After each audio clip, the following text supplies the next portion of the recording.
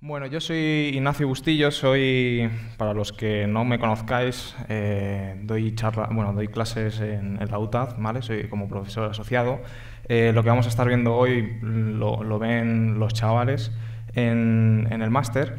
También estoy en una parte de la Escuela de Periodismo de Datos y os preguntaréis qué hago yo, un informático, un ingeniero informático con especialización de datos, con ellos. Bueno, pues hoy en día el periodismo de datos está tomando mucho auge y lo que ellos necesitan es el crear esos procesos de datos para generar noticias y generar impacto, ¿no? Entonces, muy parecido a lo que nosotros hacemos día a día en nuestros proyectos de Business Intelligence o minería de datos o Big Data. Y también soy creador y organizador del Open Analytics. No sé si conocéis, es un evento gratuito el cual intenta fomentar las herramientas open source en el mundo de la analítica. Además, estoy trabajando en una empresa llamada Stratevi, que lo que nos dedicamos es hacer proyectos de analítica de datos con herramientas open source y ahora nosotros nos hemos subido a la moda de crear spin-offs, ¿no? Entre ellas nosotros hemos creado Exploradata, que lo que busca es proponer una arquitectura para el procesamiento de esos datos, de los datos. Entonces ya puede ser Small o Big Data, que nosotros tenemos una serie de plugins, los cuales nos enchufamos todos los datos y al final aparece la visualización de los datos. Pero claro, nosotros venimos a hablar de Big Data. Venimos a hablar de Big Data. Aquí estamos todos por ese tema. Entonces, si miramos al espectro que tenemos en todas las herramientas que hay de Big Data, son muchas. Hay algunas como, por ejemplo, MATLAB, que no debería estar ahí. Todos los que habéis trabajado con MATLAB de la universidad para hacer cosas de métodos numéricos, pues al final no habéis trabajado con Big Data, pero son herramientas que se enchufan en algunos lugares. Y tenemos, nosotros como programadores o como usuarios de negocio, me gustaría hacer una pequeña encuesta, un paréntesis, y ver cuántos usuarios de negocio hay aquí. Por favor, que levanten la mano. ¿No hay ninguno? ¿Uno? Los demás somos técnicos, levantad la mano si programáis todos. Vale, perfecto. Entonces, todos nosotros, los que trabajamos con Big Data, tenemos que aprender tecnologías. Desde el 2004 han salido propuestas, como por ejemplo Hadoop, ha salido Hive, ha salido Mahout, etc. Hasta hoy la de Spark, que tanto bombo estamos teniendo últimamente, ¿no? Aparte de eso, tenemos tecnologías de almacenamiento, las NoSQLs, que son bases de datos que están propuestas para retos especiales, ¿vale? Para sustituir un poco las relacionales ante retos especiales. Y es ahí donde nosotros tenemos que aprender, nos vemos todo el rato forzados a aprender nuevas tecnologías. Y ahí la pregunta, ¿contamos con todos los conocimientos? ¿Vale? Y otra de las grandes preguntas es, cuando nos enfrentamos, es, ¿somos desarrolladores y programadores? Aquí hemos visto que solamente hay una persona perdona. No pasa nada. De hecho, es para ti esta presentación, sobre todo. Nosotros, los desarrolladores, lo que tenemos que hacer muchas veces es meternos al código, ¿no? Y no tenemos paciencia. Muchas veces queremos lanzar el portátil o vuestro sistema operativo por la ventana porque no conseguís hacer el puzzle de herramientas, no conseguís hacer que todo vaya como una orquesta, ¿no? Entonces, claro, ahí nosotros, si tiramos la vista para atrás, el Big Data al final acaban siendo datos y de hecho todo converge al procesamiento, almacenamiento, procesamiento y al análisis de esos datos, ¿vale? Entonces nosotros nos vamos a centrar en procesar. Lo que vamos a hacer es intentar unificar esos desarrollos y metodologías, ¿vale? Y si nos fijamos en el desarrollo y metodologías que tenemos en el Business Intelligence, que simplemente Business Intelligence o minería de datos, en la parte de las ETLs nosotros tenemos teoría, la cual dice que tenemos un flujo de un proyecto, un flujo de un proyecto de procesamiento de datos. Y es ahí donde nosotros tenemos esos requerimientos, donde tenemos que ver las necesidades, tenemos que ver la arquitectura, si va a estar en un Hadoop, ¿vale? Si va a estar en un Spark, si va a estar en un clúster de Amazon, etc. Y después tenemos que implementar ese sistema. Y el sistema, muchas veces nosotros lo que hacemos es extraer de múltiples fuentes de datos, vamos a limpiar esos datos, vamos a añadirle esa calidad, vamos a conformar y vamos a unificar todo, ¿vale? Para que todo hable de lo mismo. Y después lo que vamos a hacer es entregarlo. Por debajo estamos haciendo operaciones todo el rato con datos, ¿vale? Y vosotros seguro que os habéis encontrado lo del cast de un entero a un string, etcétera. Todas estas cositas, pues al final son operaciones que tenemos que hacer con los datos, ¿no? Y después, ¿qué hacemos? Entregarlo. Se lo vamos a entregar a una aplicación, a una base de datos o a un usuario ese dato. Y después lo que tenemos que hacer, si volvemos al flujo del proyecto, es hacer ese test. Y eso nos lleva mucho tiempo, sobre todo nos tenemos que armar de paciencia para hacer todo esto. Si vemos una arquitectura de Big Data, en este caso está propuesta por Pentaho, es una herramienta con la que yo trabajo y vamos a ver hoy. Lo que nosotros tenemos en la parte izquierda son múltiples fuentes de datos. Ya pueden ser social media, ya puede ser de web, ya puede ser de sensores, etc. Nosotros vamos a hacer esos procesos de extracción y los vamos a volcar a algún lugar, porque necesitamos tener una infraestructura de almacenamiento. Ahí pasa por un clúster Hadoop, por ejemplo, o podría pasar por un clúster NoSQL de MongoDB o Cassandra. ¿Vale? Si nos fijamos en la parte de abajo, ya tenemos el Small Data. ¿Qué es el Small Data? Pues todos los datos que vienen de un CRM, que vienen de un ERP, de unos logs, de logs de TXTs, de CSVs, lo que sea, pero de Small Data. Y eso lo llevamos a un stage, o un Data Warehouse. Entonces, fijaros qué operaciones hay a partir de ahí. Nosotros podemos estar mezclando sistemas. Podemos mezclar Hadoop con NoSQL y llevarlo a una base de datos analítica, preparado para consultas del usuario final. Podemos mezclar el Data Warehouse con los datos que estén en detalle en un Hadoop, ¿vale? ¿Para qué? Para entregarlo en real time, por ejemplo. Después podemos coger el Data Warehouse que tenemos y ir comprimiendo y crear esos data marts, ¿vale? ¿Para qué? Para que el usuario pueda tener esos almacenes de datos temáticos y poder extraer esa información. Entonces, si nos fijamos en todo esto, al final lleva a una arquitectura única, que es, tenemos esas fuentes de datos, vamos a hacer unas ETLs, unos procesamientos de datos, y lo vamos a llevar a un datamart. Un datamart o una base de datos para almacenar esa información.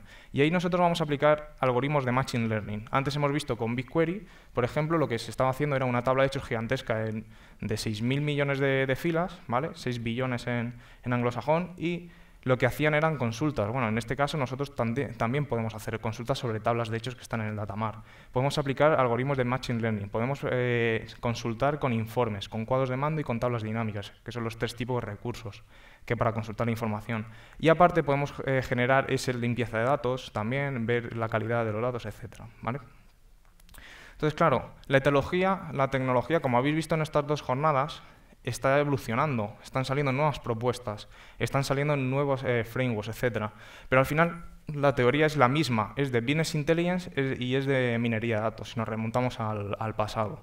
¿Vale? Lo que pasa con las tecnologías nuevas, que son las de Big Data. Y es ahí donde Pentaho Data Integration os puede ayudar muchísimo. ¿Por qué? Porque Data Integration, ¿qué es? Es una herramienta que lo que hace es abstraernos de ese lenguaje de programación, ¿vale? Entonces, yo le llamo cocina de datos, y además es que lo muy cachondos de los de Pentaho le han puesto nombres de cosas de cocina, como Kettle, Spoon, etc. Entonces, ¿qué podemos hacer con PDI? Pues PDI es un set de herramientas que busca creación de procesos de extracción y transformación y carga de datos, ya sea Small o Big Data, de forma amigable. Es decir, que no nos bajamos al código. Se compone de diferentes librerías para acceder y transformar datos, ¿vale? Hemos visto en nuestros compañeros de unas charlas que nos preceden que ellos estaban creando una serie de plugins para conectarse a diferentes bases de datos, a diferentes fuentes, etc. Pues esto es más o menos parecido. Creación de procesos dinámicos gracias a la parametrización y variables. Imaginaos que tenemos 3 servidores, uno de desarrollo, uno de preproducción y uno de producción. Simplemente con cambiar los archivos del lugar y teniendo la variable, apuntamos a otro lugar, ¿vale? Entonces, ganamos en simplicidad. Y lo más importante es el diseño de drag and drop. Y es que muchos usuarios de negocio, simplemente con aprender a usar esta herramienta, consiguen crear esos procesos de extracción de datos. Entonces, ¿de qué se compone Pentaho? Pues de Pentaho Data Integration, de 3 herramientas fundamentales, que es Spoon, ¿vale? que la finalidad es tener esa interfaz gráfica. Y por debajo está Pan y Kitchen. Son 2 herramientas, ¿vale? Que la primera, Pan, es para ejecutar transformaciones que operan a nivel de dato, y Kitchen es un programa que ejecuta esos trabajos que van a operar a nivel de bloque de datos o orquestar acciones, ¿vale? Ahora lo veremos después. Entonces, las transformaciones que tienen, pues tienen una serie de pasitos, ¿vale? Esos pasitos son las librerías que nos facilitan el trabajar con cosas. Entonces, un pasito, por ejemplo, puede ser el primero, que es el text input, lo que hace es leer de un archivo. Y después tenemos el otro, que es el table output, que lo que hace es escribir una tabla, sencillo, ¿no? Y esto se conecta a través de una flecha. Entonces, empezamos con uno, leemos de un archivo y lo volcamos en una base de datos. Y los trabajos ya van un poquito más allá. Lo que ellos hacen es orquestar acciones o orquestar transformaciones de datos, ¿vale? Entonces ejecutaríamos un trabajo y después haríamos una transformación sobre datos y cuando acabamos mandamos un email, ¿vale? Diciendo, oye, ya he acabado, puedes revisar el resultado. Entonces, claro, Pentaho Data Integration tiene unos módulos de Big Data que son los que os vengo a comentar y que os pueden ayudar muchísimo. Tiene unos conectores para Hadoop, tiene conectores para Cloudera, tiene conectores para Hortonworks, todos los frameworks para hacer operaciones distribuidas. Y después tiene conectores para bases de datos distribuidas con NoSQL, como por ejemplo MongoDB, Cassandra, HBase, también tiene CouchDB, tiene Neo4j, ¿vale? Y después tenemos bases de datos analíticas, que estas siempre han estado ahí, pero ahora con el Big Data pues se están poniendo muy de moda, ¿vale? Sobre todo, por ejemplo, Vertica y Infrabright, etcétera, ¿vale? Entonces, ¿qué hacemos? Pues conectarnos a estos orígenes o podemos escribir en estos lugares, ¿vale? Ahora, Pentaho tiene un modelo de Enterprise. Entonces, no todo va a ser tan bonito. Tenemos la Community Edition que se conecta a todas estas fuentes, ¿vale? Por ejemplo. Pero después tenemos unos datasets especializados, que son los de Splunk, ¿vale? Y Amazon Redshift. Entonces, hay que pagar por ellos. Pero está por detrás de la comunidad, y la comunidad lo que te da es intentar que esos plugins sean también community, ¿vale? Estos son los pasitos que nosotros tenemos y que podemos trabajar. Fijaros que en la parte izquierda nos podemos conectar a Amazon, podemos hacer el copy files de Hadoop, podemos ejecutar transformaciones MapReduce, podemos conectarnos con Scoop, ¿vale? Después en la parte del medio tenemos volcado de archivos a Hadoop, podemos conectarnos a Cassandra, el input y el output, podemos hacer lo mismo con MongoDB, podemos hacer lo mismo con HBase, ¿vale? Y por último, en la última columna tenemos cosas de bulk loading, ¿vale? En cualquier caso, para hacer carga masiva de datos, que muchas veces nos viene muy bien. Entonces, claro, vosotros diréis, ¿y cuál es la comparativa cuando desarrollamos en Java? Que aquí es lo importante. Esto es todo marketing, ¿vale? No os fiéis. Ellos lo que hicieron, los de Pentaho, es poner a dos personas, ¿vale? Intentando hacer lo mismo contra una persona que desarrollaba estos flujos de datos con Kettle. ¿Y cuál fue el resultado? Bueno, pues los primeros tenían que hacer un MapReduce. ¿Cómo hay que hacerlo? Pues Java. ¿Quién ha hecho de aquí un MapReduce con Java? Por favor, que levante la mano.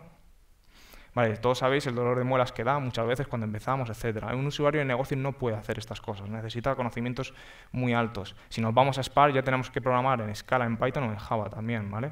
Y Pentaho está proponiendo esa abstracción. ¿Qué es lo que hacemos con Pentaho? Algo tan sencillo como esto, ¿vale?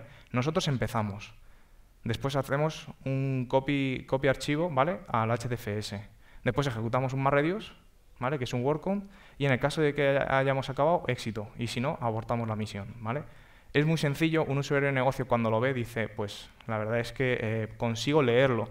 Imaginaos que vosotros os echan, os vais de la empresa y tiene que ser un compañero, o un compañero se ha ido de la empresa, y tiene que ser un compañero el que lee esas transformaciones.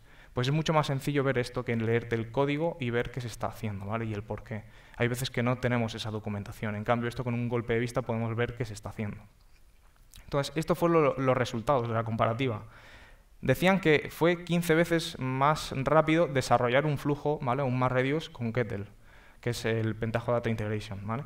Y después decían que corría 17 veces más rápido que un programa MapReduce en Java. Bueno, pues esto al final es marketing, y el marketing está lejos de la realidad. Entonces, con mi presentación de hoy, lo que me gustaría es que por lo menos contaseis con algo diferente, ¿vale? Para poder ejecutar vuestras transformaciones de datos. Que no seáis talibanes y digáis, voy a hacer todo con Pentaho, con Kettle, porque al final esa no es la idea, es lo mismo que los defensores de Mongo versus Cassandra, pues cada una tiene su finalidad, ¿no? Entonces siempre hay que buscar un equilibrio. Cuando estiméis proyectos de Big Data o cuando tengáis que hacer propuestas a clientes, ¿vale? Yo siempre lo que hago es valorar el tiempo del desarrollo que me lleva, porque al final jornadas son dinero. También veo la facilidad del mantenimiento, porque los clientes necesitan ver ese tipo de saber qué se está haciendo con sus programas, ¿no? y mantenerlo. Y después tenemos que ver la escalabilidad en un entorno, ¿vale?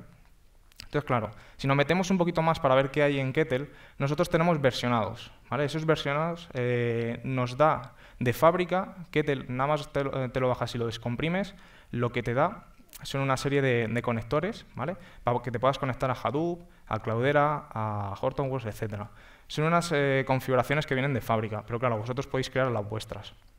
Después tenéis la wiki, ¿vale? No me voy a olvidar de ella porque realmente lo que vamos a hacer hoy, bueno, en el tiempo que me resta, que será media hora, vamos a ver cómo conectarnos a Mongo, cómo conectarnos a Cassandra, etc. Después podéis bajar Pentaho, es gratuito, lo podéis bajar en SourceForge, ¿vale? Para poder operar con ello. Es simplemente en una plataforma Java tenéis la posibilidad de correr este programa. Y bueno, también otra de las cosas que hay que tener en cuenta son la configuración de los plugins. Como os he comentado, una vez que te bajas Kettle, ¿vale? Que es PDI, ¿vale? Voy a empezar a hablar de Kettle. Una vez que te bajas Kettle, lo que tienes que hacer es configurar ese plugin, ¿vale? Viene configurado para la versión de Hadoop 0.20. Entonces, tener mucho cuidado porque hay muchas veces que, sobre todo a mis alumnos les pasaba, es, oye, no me está conectando a ese Hadoop, no consigo escribir en HDFS, y es porque no está configurado en ese archivo, ¿vale? Entonces, el archivo hay que cambiarlo, ahora veremos dónde está. Hay que cambiar la versión, si veis ahí una que pone CDH3U4, ¿vale? Que sería Cloudera, la versión 3.4, la de Cloudera 4, la Hadoop 0.20 y después tenemos la de MapR, ¿vale? Son configuraciones que nosotros podemos cambiar. Y también abajo tenemos que decirle dónde va a instalar. Lo bueno de este programa es que es Java. Entonces, una vez que hacemos nuestros flujos de datos diseñándolo con drag and drop, se transforma a Java y ese Java se distribuye en un clúster Hadoop, ¿vale? Por lo tanto, nos abstrae. Y esa instalación, donde está todo ese MapReduce, va a estar ahí. Vosotros decís dónde lo queréis instalar. Otra de las cosas es que Pentaho Kettle no tiene todos los componentes del mundo, obviamente. Entonces, vosotros, si sabéis programar en Java, podéis desarrollaros los propios. Y estos son, no sé si lo estáis viendo muy bien, pero hay archivitos, ¿vale? Hay líneas que son componentes gratuitos que están en el marketplace, ¿vale? Y esos componentes son, por ejemplo, Kafka. Kafka es el gestor de mensajes con el que podemos usar y vamos a trabajar ahora. También tenemos cosas con Neo4j, también tenemos cosas con Cloudera, ¿vale? Entonces, gente que se ve en la necesidad de usar Kettle o integrar Kettle con sus sistemas, tiene que programarse esas componentes, ¿vale? Entonces, lo programan y lo liberan a la comunidad, y es así como se está manteniendo este software. Entonces, vamos a ejecutar Pentaho y vamos a trabajar un poquito con lo que hay.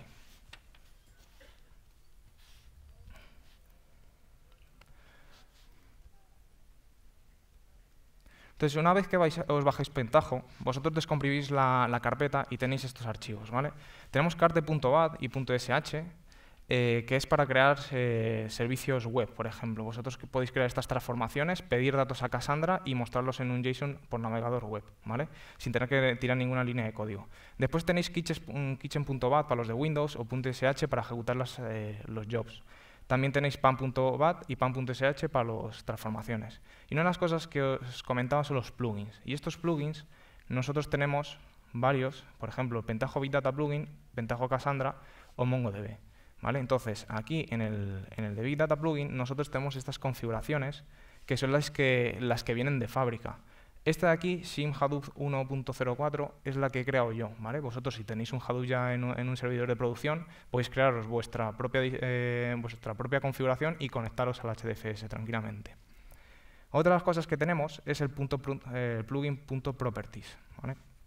Aquí, en este caso, le tenemos que decir a qué Hadoop, qué configuración vamos a usar, en este caso la 0.20, ¿vale? Y dónde vamos a poner el MapReduce, dónde vamos a desplegar ese MapReduce que vamos a crear.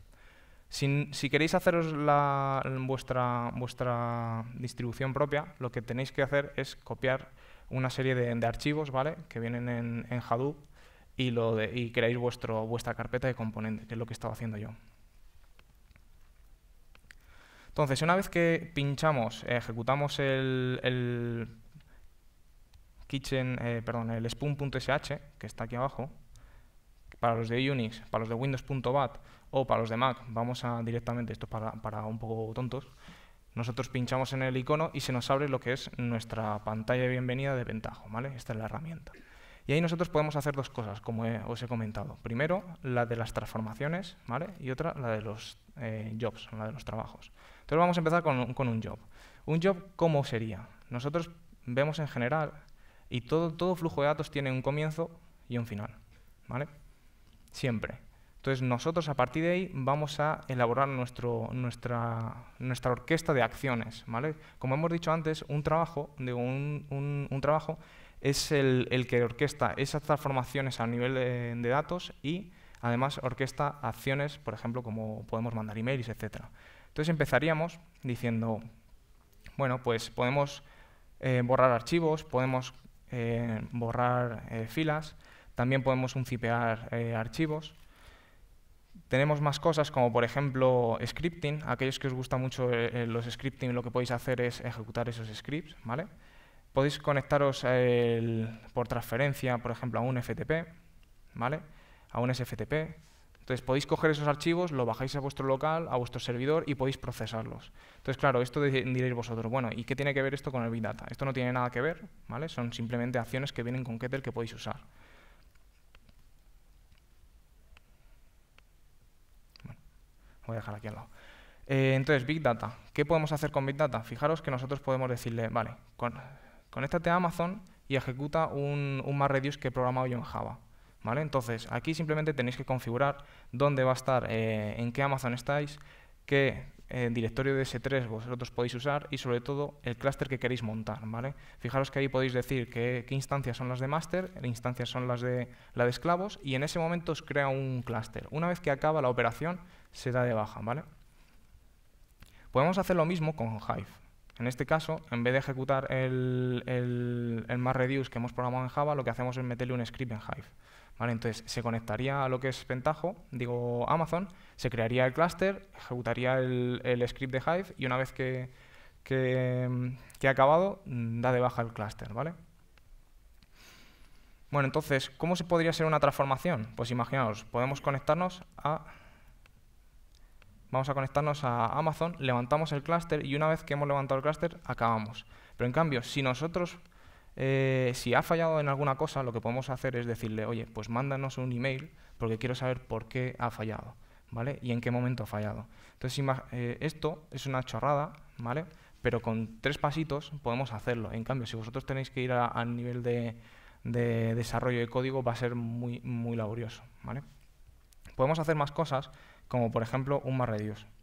¿Vale? En este caso yo ya lo tengo hecho, lo tengo aquí, donde vosotros lo que hacéis es copiar los archivos, ¿vale?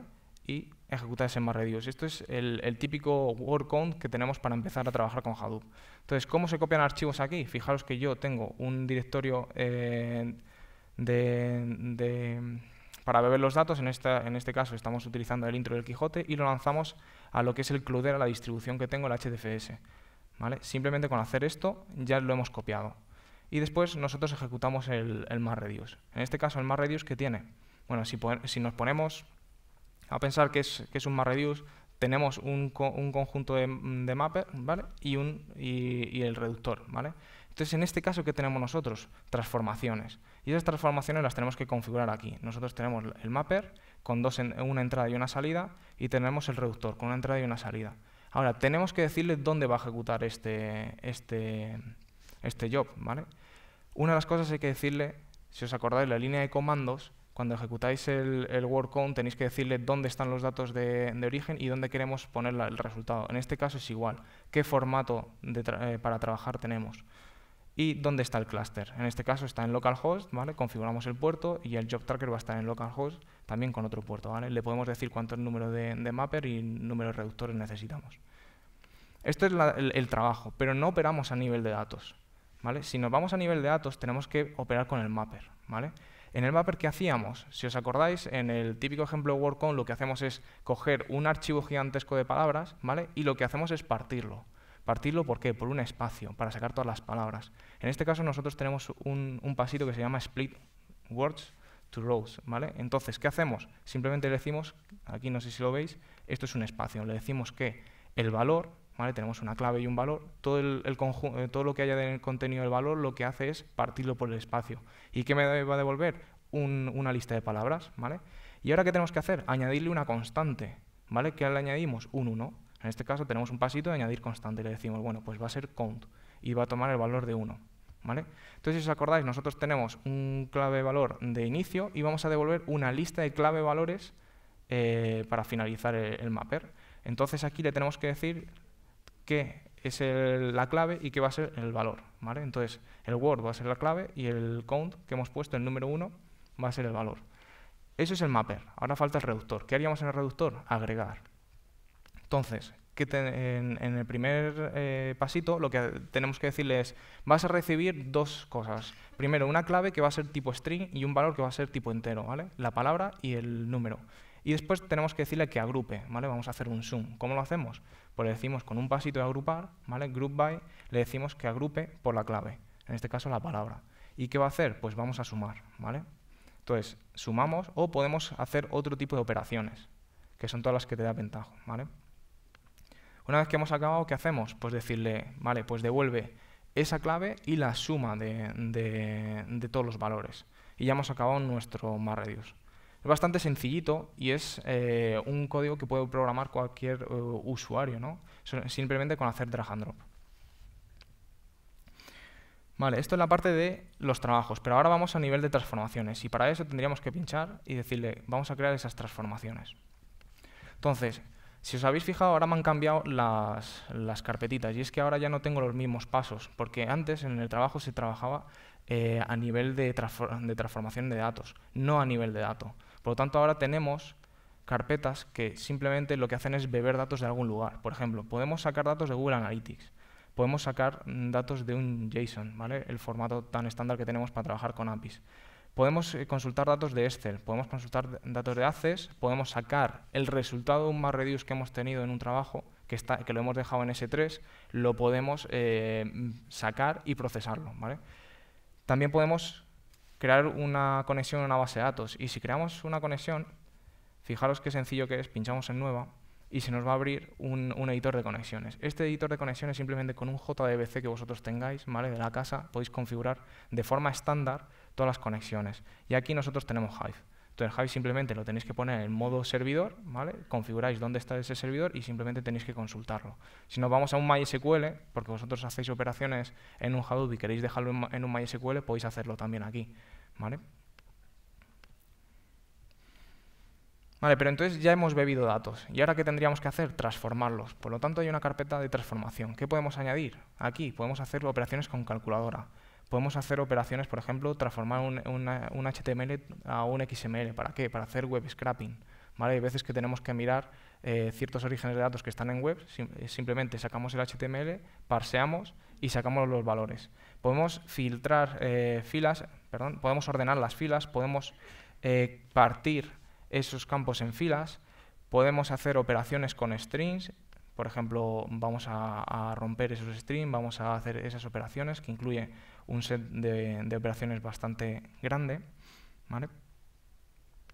Después vamos a hacer que aquellas filas que están repetidas las vamos a unir, ¿vale? Sobre todo esto para cuando tenemos que hacer calidad de datos. Y bueno, una vez que hemos transformado todos esos datos, lo que hacemos es dónde lo dejamos. En este caso, tenemos un output, ¿vale? Unos pasos de output. ¿Dónde podemos dejarlo? Pues lo podemos mandar a insertar o actualizar una base de datos. Podemos dejarlo en S3 también, etcétera. Pero claro, vosotros me diréis, ya, pero es que esto realmente no es Big Data. Vale, entonces nos vamos a la carpeta de Big Data y ahí tenemos todas las herramientas con las que nosotros podemos trabajar. Podemos sacar datos de CouchDB, ¿vale? Podemos sacar datos de Cassandra, ¿vale? Voy a dejarlo aquí, os estoy volviendo loco. Después podemos dejarlos en Cassandra. Podemos sacar datos de Cassandra, podemos comprimirlos y podemos volver a dejarlos en Cassandra, de forma muy sencilla. Después podemos meter archivos, directamente las filas que estamos procesando al vuelo, las vamos escribiendo en Hadoop, ¿vale? También podemos hacer lo mismo con ficheros que ya están allí. Podemos sacar datos de HBase o podemos dejarlos en HBase, ¿vale? Una vez que los hayamos procesado. Y lo mismo para MongoDB. Tenemos la entrada y tenemos estas salidas, ¿vale? Entonces, ¿qué podríamos hacer nosotros?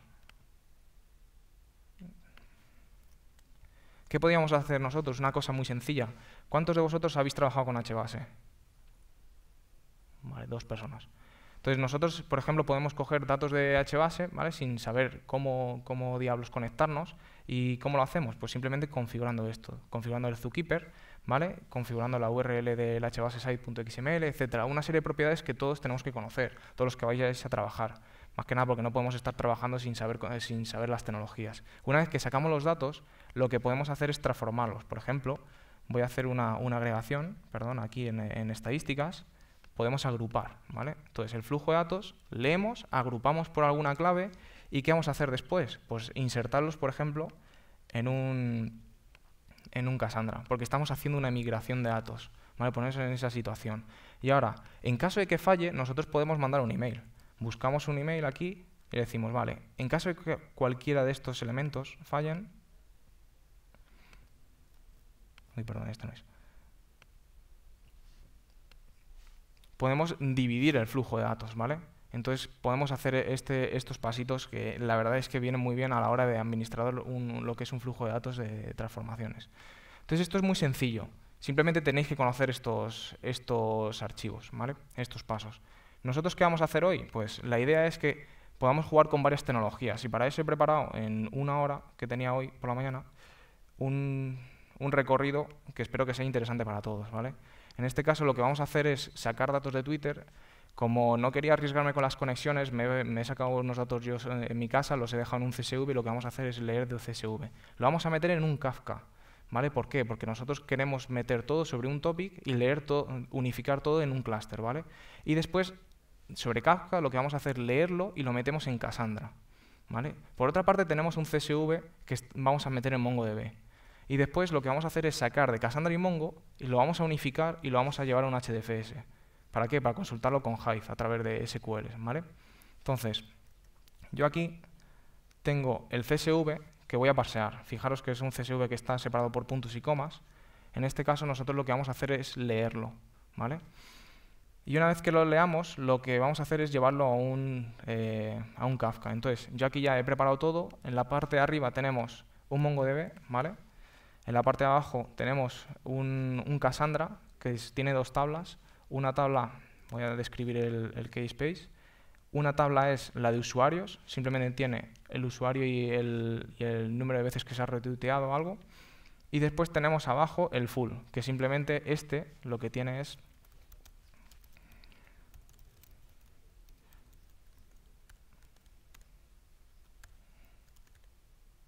¿vale? Son datos simplemente con lo que ya vamos a volcar, ¿vale? La he preparado para que vamos a ver con un delay de un segundo poco a poco cómo se van metiendo los datos. Entonces, como no tenemos ganas de esperar 500 segundos, pues directamente ya lo he preparado.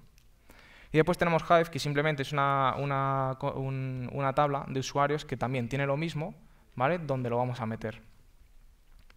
Entonces, ahora mismo tengo el servidor de Kafka. Lo que voy a hacer va a ser levantar un consumidor aquí para que veáis cómo funciona. Entonces, ese es el consumidor. Pero por otra parte, tengo aquí una ETL que lo que hace es, vamos a empezar. Me falta una transformación, perdón. A ver.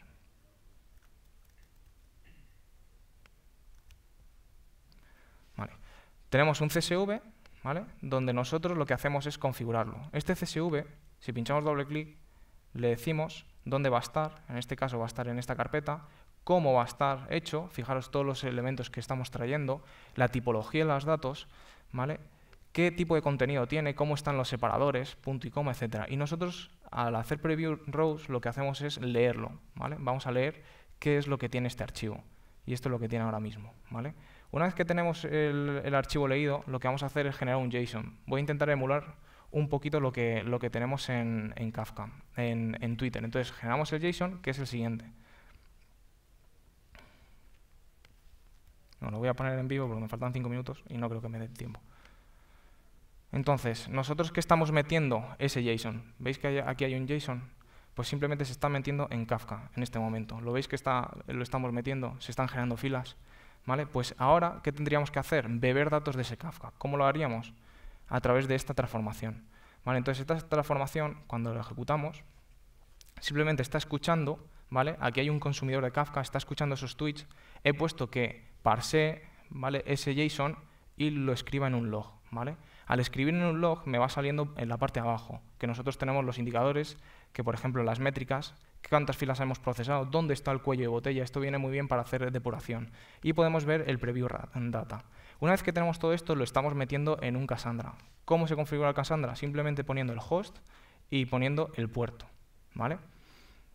¿Cómo lo vamos a escribir? Vamos a escribir en un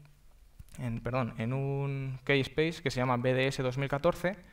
Vamos a escribir en la tabla de usuarios con el username en CQL3, ¿vale? Que va a ser la primary key. Entonces, una vez que hacemos esto, está ahora mismo ejecutándose y si nos vamos a nuestra consola y aquí ponemos users, ya tenemos datos, ¿vale? Que poco a poco se van insertando conforme están llegando en Kafka. Todo esto está al vuelo. Y después tenemos otra transformación que es la de cargar tweets en MongoDB. Si nos vamos a MongoDB, aquí vamos a ver qué bases de datos tengo. Yo tengo admin y local. Si usamos local y mostramos en las colecciones, solamente hay 2 colecciones. En este caso no hay ninguna de usuarios. Entonces, ¿qué podemos hacer con MongoDB? Simplemente configurar, ¿vale? Decirle dónde está, qué puerto usa, dónde están los campos que vamos a meter, y esto lo crea automáticamente en una colección que le decimos, y en este caso va a ser usuarios. Si hacemos un db.users.find, para simplemente ver el contenido, no tiene nada, ¿vale? Porque no existe esa colección. Ahora lo que hacemos es ejecutarlo, me va a leer el CSV y lo va a llevar al MongoDB. Entonces, fijaros que ya tengo una respuesta y ahora cuando hago find, simplemente me saca esos ficheros, esos documentos JSON, ¿vale? Por último, la transformación que junta todo. Y esa transformación es la que coge datos de un MongoDB y de Cassandra, ¿vale? Entonces, cogemos datos de un MongoDB simplemente diciéndole dónde está, qué puerto usa, cuál va a ser la query, ¿vale? En este caso no vamos a meter ninguna query y vamos a ver dónde sacamos los datos. Va a ser de la base de datos local de la colección usuarios. Podemos hacer un preview y al hacer el preview se conecta al Mongo y nos escupe datos, ¿vale? Ahora tendríamos que pasear el JSON que nos da, el documento, y para eso he puesto 2 pasitos más. Y después tenemos Cassandra. Cassandra simplemente le decimos que consulta CQL3 usamos, ¿vale? Ejecutamos, podemos hacer el preview también y nos devuelve esos datos. Ahora, ¿qué tenemos que hacer? Juntar los 2 streams, ¿vale? Fijaros que hay un paso que se llama append stream, donde decimos dónde está el primero y el segundo, simplemente eso. Y por último, ¿cómo lo hacemos para dejar en Hadoop? Con un paso, ¿vale? Que escribe en Hadoop. Y en este caso le tenemos que decir dónde está, nos conectamos a nuestro Hadoop, ¿vale? Con el usuario password, le decimos que vaya a la carpeta de usuario Hive Warehouse, ¿vale? Y le decimos que escriba en usuarios. Aquí una de las cosas importantes es decirle, para mí, es decirle qué tipo de nombre va a tomar, ¿vale? Podéis poner aquí un nombre que queráis o podéis especificar el mes, el año, el minuto y el segundo de la generación. Y esto es bastante importante para el control de versiones. Si nos vamos al contenido, le decimos cómo queremos los separadores, ¿vale? En este caso va a ser un tabulador o podemos poner punto y coma. Y podemos decirle los fields, ¿vale? Lo que arrastro, lo que voy a escribir. Entonces, voy a escribir un usuario y un indicador que es la cuenta de retweets. Y una vez que tenemos esto, lo que hacemos es ejecutar, ¿vale? Cuando ejecutamos, simplemente se carga en Hadoop. Y ahora podemos ir al Hive y simplemente decirle que me consulte, ¿vale? Muy sencillito. Si nos vamos al HDFS, aquí nosotros tenemos el file system, ¿vale? Vamos al usuario, Hive, Warehouse, Users, y ahí tenemos nuestro archivo. Perdón, no tengo bien puesto esto. Y ahí tenemos nuestro archivo. ¿Por qué me sale tantos ceros a la izquierda? Porque yo le he dicho a la hora de escribir los datos que coja 20. Entonces, o sea, que me haga un número de 20 dígitos, ¿vale? Y ahí viene la configuración del pasito de Hadoop, que es este aquí, donde nosotros los fields le podemos decir esa longitud, ¿vale? Y una serie de tipologías. Podemos tener muchos cambios de... Con esto ya acabo. Podemos tener muchos cambios de string, operaciones, etcétera. Entonces, yo me quedo con intentar mostraros esta herramienta para que todos lo tengáis ahí, para si algún día tenéis que hacer prototipos rápidos, no tengáis que iros a código, simplemente generáis los Excel, generáis datos de prueba y lo metéis a Mongo o lo metéis a Cassandra o hacéis cositas como esto. Esto a mí me ha llevado 1 hora al hacerlo, ¿vale? Y la verdad es que tenéis una herramienta más, no seáis talibanes con las herramientas, cada herramienta tiene su función. Yo creo que esta es una herramienta que nos viene muy bien a todos los desarrolladores para extraernos un poco, para facilitarnos la vida. Y con eso ya acabo. Muchas gracias y espero que os haya gustado.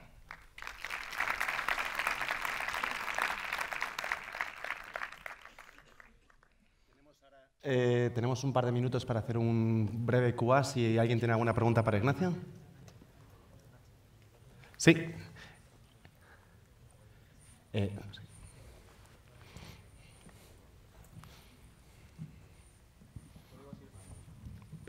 Sí. Hola.